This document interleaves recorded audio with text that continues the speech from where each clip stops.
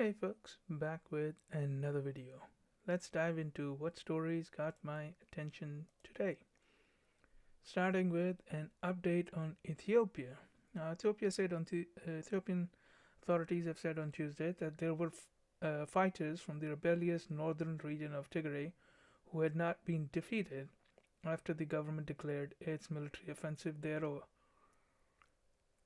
Quote, there are few remnants of the militia or special forces not yet controlled, end quote. Mehar Hussainn, spokesman for the government's task force for the Tigray crisis, told reporters. The government spokesman also said that sporadic shooting was continuing in Tigray, which he said was not uncommon for the area.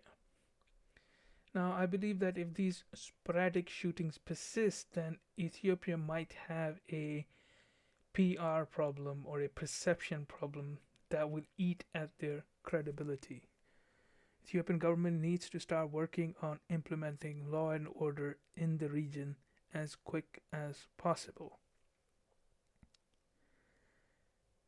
Moving over to Libya, forces loyal to eastern Libyan commander Khalifa Haftar have intercepted a Turkish ship off the North African country's coast and towed it to the port of Ras al Hilal, east of Benghazi, the general's self-styled Libyan National Army said on Monday.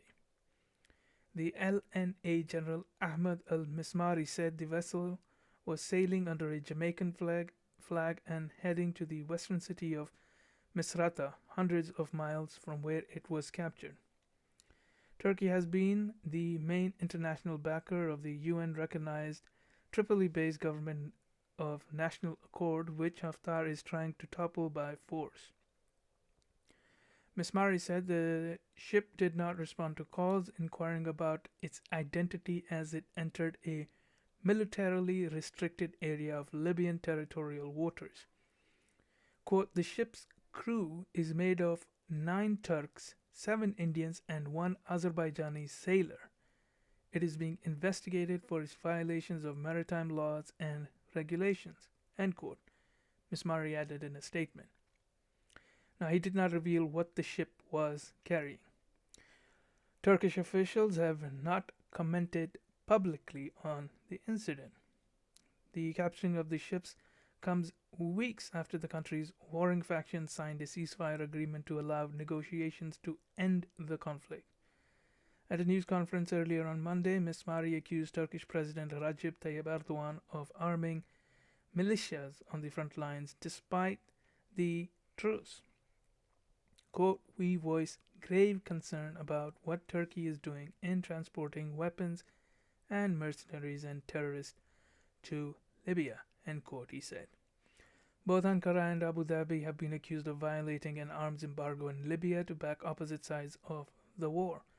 Last week, Washington issued a rare rebuke of the UAE, saying that Abu Dhabi is funding Russian mercenaries fighting alongside Haftar's forces. Western governments officially support the GNA, but Tripoli has accused European leaders of covertly backing Haftar. In a phone call with Haftar last year, US President Donald Trump praised the rogue commander for, quote, ongoing counterterrorism efforts to achieve peace and stability in Libya, end quote, according to a White House statement. Now, looking at Libya as it seems that Libya is already broken into 2 states, and the 2 sides are currently fighting in order to enforce its rule on the other side, and I believe that's where the problem is.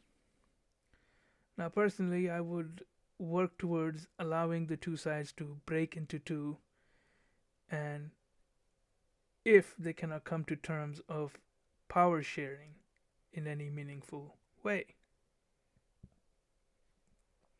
Moving on to India.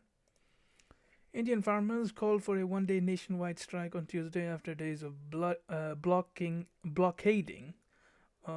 New Delhi in a bid to force the government to repeal its new market-friendly farm laws. Tuesday's strike, called Bharat Bandh, saw tens of thousands of farmers blocking key roads and rail lines across the country, affecting transport services and offices. They have received support from the railway workers, truck drivers, and other unions who are joining them in the strike. The strike comes after 5 rounds of talks between farmers' unions and the government failed. The sixth round of talks is scheduled for Wednesday. The farmers have said they will not return home until the laws are repealed. Now, a little background on the law. In September, India's parliament passed three controversial agricultural bills aimed at liberalizing the country's farm sector. They were subsequently signed into law, sparking farmers' protest across the country. While the government argues that the law is good for the farmers, and the opposition argues that the law is anti farmers, and the protesters say the law takes away the minimum support price system which is run through the state-run organizations. Now, I do not know enough about the law to make a judgment on that. However, I believe that each side at this moment is more concerned about taking advantage of the situation to earn some political points for any upcoming elections and to show that they are with the people. Anyhow, moving on to Hong Kong. Hong Kong police arrested 8 more activists on Tuesday over anti-government protests last year, the latest move in a relentless crackdown on opposition forces. Now, I know what you might be thinking. Why am I covering a story that I covered yesterday? But no. This is another 8 arrested today, in addition to the 8 arrested yesterday.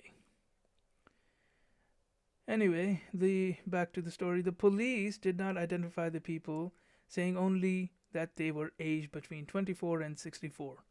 Local media said former pro-democracy lawmaker and veteran activist Leung Kwok Hung, known as Longhair, was among those arrested.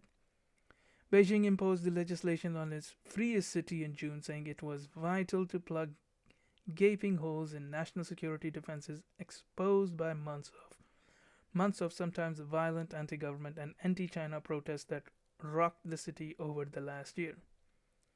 The law punishes what Beijing broadly defines as secession, subversion, terrorism, and collusion with foreign forces, with up to life in jail. On Monday, the United States announced further sanctions to punish Beijing for imposing the law on Hong Kong, escalating tensions between the two sides. Now, at this moment, I would not be surprised if tomorrow there is another news from Hong Kong that they have arrested another 8 people. But like I said, I will keep covering stories of the tyranny being committed against the people of Hong Kong, the people of Taiwan, and also the people in China against the Chinese people. Moving over into Japan, the Japanese Space Agency officials have received the small capsule containing asteroid soil samples obtained by their Hayabusa 2 spacecraft and will look inside it after preparations are complete. Hayabusa 2 dropped the capsule from space and it landed as planned on the Australian outback over the weekend.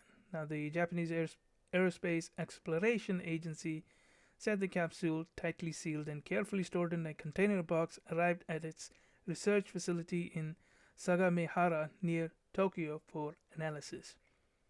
Mission officials will have to wait until next week to look inside. Scientists say the samples taken from under the asteroid's surface are likely to contain data from 4.6 billion years ago, unaffected by space radiation and other environmental factors. They are particularly interested in studying organic materials in the sample to learn about how they were distributed in the solar system and if they are related to life on Earth. The samples will be treated in a clean room at the Sagamihara facility to avoid any external impact. After initial studies in Japan for about a year, some of the samples will be shared with NASA and other international scientists for further study beginning in 2022. An initial inspection at a quick check facility in Australia detected unidentified gases from the capsule, a sign they are related to solar wind or samples from Ryugu. JAXA will further analyze the gases, which could provide information about organic elements and water. Now, I guess there will be more news on this in not just, I don't believe in the coming weeks, but rather the time frame is going to be in years. But I will, if there is any news that comes up to this that I find interesting, then I will definitely share that in my future videos. Well, that's it for this video. If you liked the video, then hit that like button and hit that subscribe button for future updates. Write in the comment sections your thoughts, criticism, and anything I might have missed. And as usual, the links to the stories are in the description box below, and I will see you in the next video.